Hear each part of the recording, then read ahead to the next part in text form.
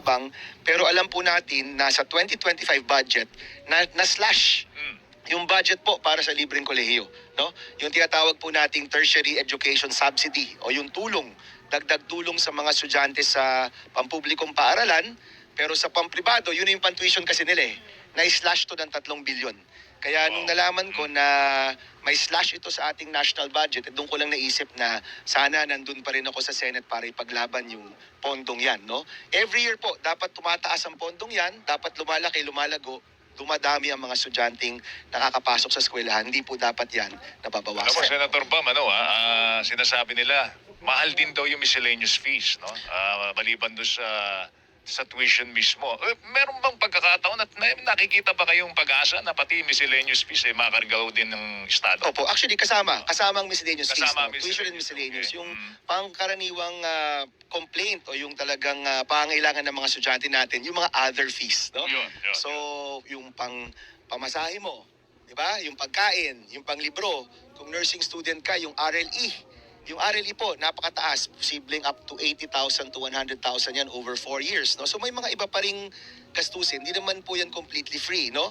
Pero malaking porsyento ng gastusin ng isang pamilya pagdating po sa tuition at miscellaneous, kargado na ng batas na ito. Senator, In fact, Weng, yung dropout rate bago napasa yung batas was about 75%, no? For every 4 na papasok sa freshman year, isa lang yung gagraduate. Ngayon po, nakalahati na yung dropout rate na yan, no? So, kukonti na. Mas konti na ang mga nag-drop out dahil po meron ng tulong mula sa gobyerno. sabi nga po nila, yung laki ng problema sa sektor edukasyon natin, resulta ng mahabang panahon ng mismanagement Totoo po sa yan. sektor. Opo. Kung kayo po, yung aspeto ng libreng pag-aaral at gasto sa mga estudyante ay isa lang sa solusyon na nakikita natin. Yes. Pero doon sa haba ng panahon ng mismanagement sa sektor na ito, saan at paano natin sisimulan yung pagtama ng mismanagement na ito? Opo, baka 3 oras yung kailangan natin ngayon. Weng, Yung no? pinaka simula na Ito po dapat kasi, natin no? gawin. So, pagdating po sa larangan ng edukasyon, napakarami pong kailangan gawin talaga. In fact, masasabi ko, nasa crisis level yung educational system natin. No? Ito po yung isang problemang kumukulo at aapaw na yan very, very soon, no? So, kailangan talaga siyang agapan. Unang-una, yung pera para sa edukasyon, napupunta ba talaga sa edukasyon o nabubulsa lang?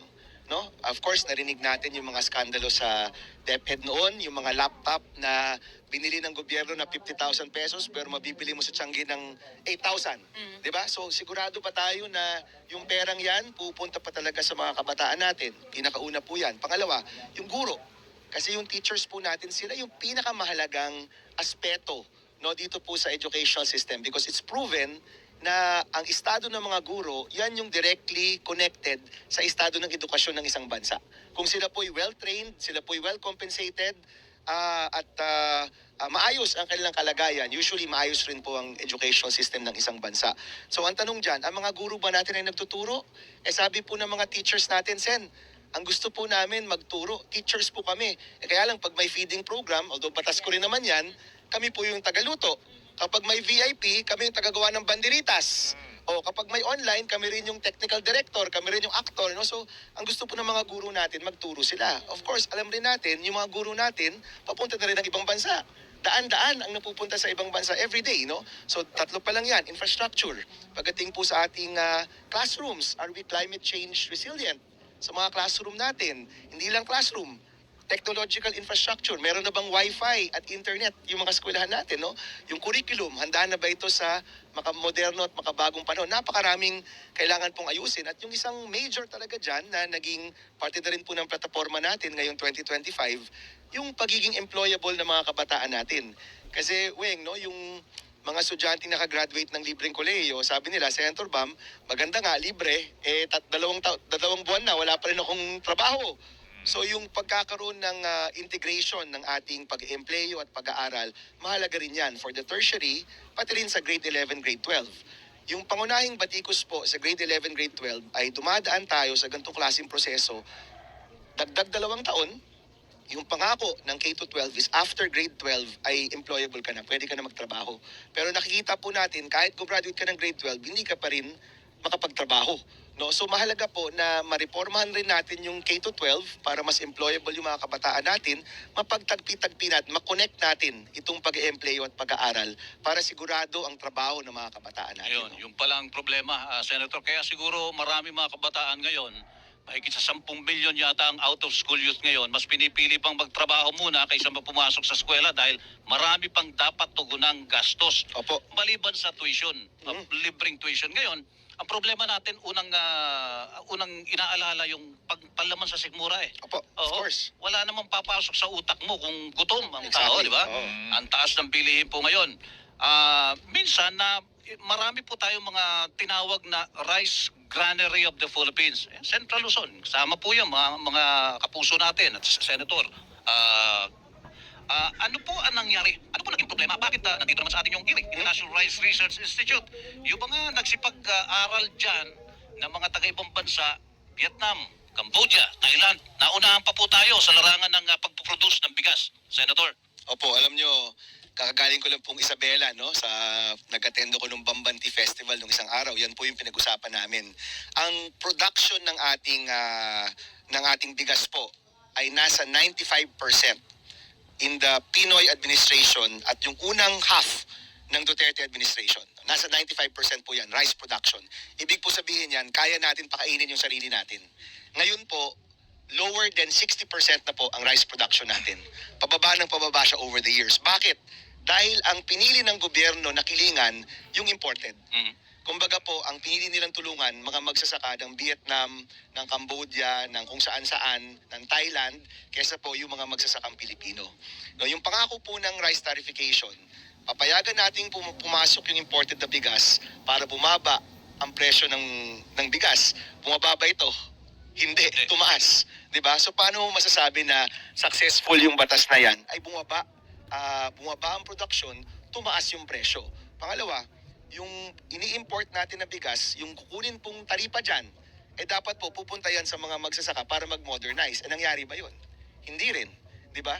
So ito po yung pinaka-issue natin dito. Ang binibigyang pabor ng gobyerno ay ang importation at hindi po yung pagtulong mismo sa Pilipinong magsasaka. Kung yung resources na binibigay ho natin ay talagang umaabot sa kanila, palagay ko kaya natin mag-modernize at unti-unti mag-modernize yung ating rice production, babalik tayo dapat sa panahon na kaya natin pakainin yung sarili natin. And ito po, hindi lang ito food security problem. National security problem rin po ito. Kasi kung importation ang ating solusyon, kung yan lang ang solusyon po natin, kung i-blockade tayo ng China sa West Philippine Sea at wala po makapasok na mga barko dito na may imported na bigas, anong mangyayari sa atin? Hindi naman po ganun kabilis na buhayin ulit itong mga palayan na ito. No? So, mahalaga for me na imbis na puro importation ang solusyon, yung pagtulong sa mga lokal na magsasaka, yun po dapat yung binibigyan ng tamang pansin at tamang programa. Ipaparipil niyo, I'm sorry, Sige, Joe. sige, sige. Ipaparipil niyo bang RTL? Kailangan po siyang i-amend. No? It has to be amended. Na totally repeal. Tingnan natin, Weng, kung kailangan i-repeal. Palagi ko kailangan siyang i-amend. But right now kasi it's really about policy, no? Yes. We are really, kumbaga pinapayagan natin ang napakaraming imported na bigas. Di naman natin nakukuha yung gusto natin dyan na bumaba yung presyo. Bakit? Dahil cartel rin naman yung nagkocontrol ng merkado natin pagdating sa bigas. Kaya daw nagmamahal ang local production natin, Senator, wala na tayong matamnan ng bigas dahil kinonvert na raw po. Yung land conversion ba, tingin nyo, dapat silipin din po yan. Yung pag-convert sa ating mga Lupain. agricultural... Naku, napakarami pong kailangan silipin, no? sa Senate. Alam niyo po, no, yung Senate may kapangyarihan yan na mag-hearing. Alam ho natin yan at itong lahat kailangan tingnan. Pero siguro ang mas magandang tanong, ano ba talaga yung goal?